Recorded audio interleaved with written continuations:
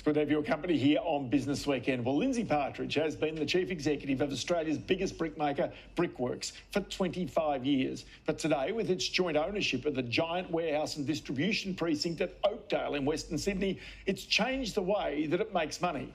But bricks still are at the heart of Brickworks. And Lindsay Partridge, set to retire in July this year, says government is simply making it harder and harder to make anything in this country anymore. And that is a sad indictment. Well, when I started in 1985, I was a factory manager. I had a factory that was the worst performing factory you'd ever seen. It was the dirtiest place you'd ever seen. And my job was to turn it around. And I had worked previously, and I am a ceramic engineer. And we did that pretty quick, smart, and turned it into a really magnificent plant. And from there, I never looked back. But we were only, 5 plants, in New South Wales and Queensland, and that was it. There was only a few hundred people, turning over a little bit over $100 million a year. So today, compare it with what it was then. Yeah, that's right. Well, 2 continents, 30-odd plants, more than 2,000 employees, turning over more than $1 billion a year, market cap well in excess of $4 billion. So is it harder to be a manufacturer of something very basic like bricks?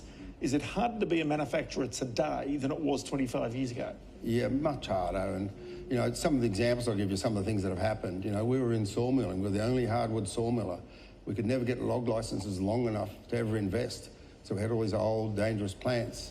And we got out, and then a couple of weeks later, the government stopped logging. Well, not only did that wipe out the sawmilling industry, it also wiped out local furniture production in Australia, and also wiped out things like pallet production. There was a company in Melbourne making 1 million pallets that all went. And then when the Gillard government was in, they brought in cabotage. And a lot of people might not understand what cabotage is, but what it means, if you're a foreign ship and you pick up at any Australian port, you have to pay the Australian rates of pay, which means it doesn't work. So the ships do not pick up. So prior to cabotage, we could ship bricks from Sydney to Perth and Perth to Sydney, and it was quite effective. But today we can't do it, to the point where we think we could put a plant offshore and ship them directly offshore far more effectively than what the situation we've got today. But then there are other things, like you and I have talked about it before, the price of wages in Australia, the price of energy in Australia. These are all keys to making something as basic as a brick. But you've got an active comparison by having expanded into the United States and in fact run that operation at one stage. Yes. And that's the crisis. So here, we've got fuel excise. Over there's no fuel excise. Here we've got taxes on wages, payroll tax. Over there's no payroll tax. Here we've got, which I think is the most insidious tax on manufacturing, land tax. And that we don't have land tax over there. Matter of fact, if you talk to most city or states, they'll try and give you a discount to get you in, maybe for 10 years just to get you in. But you don't have those taxes. Now, they're taxes embedded in the cost of production. That's the worst sort of tax for any manufacturer. The governments love them because nobody can see the tax.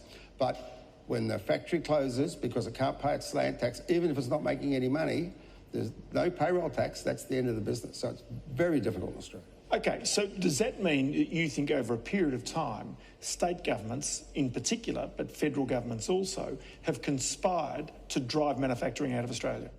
I don't know if they've conspired. I think they've been a bit naive in what the outcome was. They've been a bit too, tricky by half, and they've led us to this situation. But unless it comes back, as far as we're concerned, it's going to be hard for my future CEO that takes over to convince the board to invest more money in Australia when you've got these sorts of problems on top of the incredible difficulty you have getting approvals to do anything.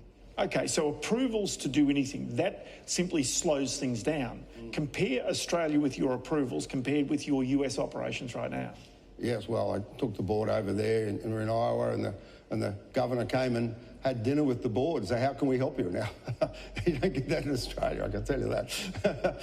We're lucky during COVID we got a quick approval because they wanted shovel-ready projects, and we got a plant through. But we were trying to put a new kiln into one of our plants where we've been making bricks for 100 years in Perth. We tried for 10 years, could never get approval to put a new kiln in. One of the reasons why we left that state was that we couldn't put new plant and equipment in. So I don't know how you go forward if you can't get the approval to do this. So in other words, this has got to be a coordinated industry policy to ensure that more manufacturers that make basic products, such as bricks, do not disappear forever. Well, it needs to be a review of the bureaucracy, because it's not only manufacturers, it's also, we've spoken about this in housing.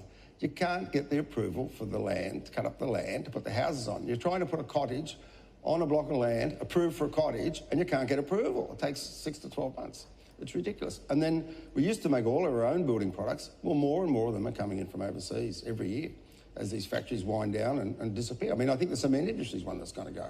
No one's going to invest in the cement industry, not while you've got that cabotage. Makes it impossible. So you've changed this business though. When you started, a brickmaker, it was a pretty basic, low-paid job.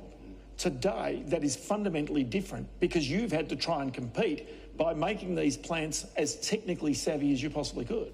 Yeah, absolutely, and our new plant is absolutely amazing. The productivity, the amount of robots, the automation, the data transfer around the system, the scale of the kiln, the efficiency of the kiln is just, really there's nothing else like it in the world. It's fabulous, but that's as far as we can go. There's costs, best part of $210 million, for a plant to make 130 million bricks. That's a lot of money you've got to come up with. You've got to make bricks for a long time to get that money back. But what about the skills of your workers and the payment of your workers over that time? Oh, yes. We've been training heavily for 20 years and upskilled some of the highest qualified in every trade you can think of. They earn wages $150,000, $200,000 per annum. They're very highly paid. They're very skilled. We love them all to death. We don't lose any of them. They're really important to us. Take me to energy, because energy is one of the keys. You need gas to be able to cure these bricks. Is energy policy in your favour to make bricks here in Australia right now? Well, it's a concern. We're very lucky that Santos gave us a long-term contract. So we're happy there's Australian companies there to support us. But without that, it really makes, putting the sort of investment I just spoke about, how can you make that sort of investment if you can't get gas? I mean, this is what happened to us in the timber milling. We couldn't get a 20-year log licence, so we could never invest because we could never get the return. So, I mean, that's important. Unless industry sees long-term stable pricing for gas, then they're not going to invest. And I come back to the example in the United States. We're paying $3 a gigajoule in the United States, and we're currently paying somewhere in the order of about $12 in Australia per gigajoule for gas. I can't go without asking you one thing. You've been chief executive for 25 years, one of the longest standing chief executives in Australia. Is it easier today with all of the shareholder activists, with hedge funds out there agitating on a constant basis? Is it easy to be a chief executive today or back when you started 25 years ago? Look, good question. I guess I have a bit more experience today and I'm used to a lot of that. And, I've had the odd takeover now and then that's tried to disrupt things. So that's always kept us on our toes. I think that's changed, It was a smaller business and luckily I was able to grow with the business. I was able to stay on top of it. And I had a very supportive board. You can't do anything if you haven't got the support of your directors. And that was a really important thing as well. But the complications today, I mean, some of the solutions are outside your control, and I don't know how to tell people how to fix them, like the gas issue or the cabotage issue, or you can talk to politicians, but nothing changes. It just sits there. It doesn't go anywhere, and in the meantime, you stop investing.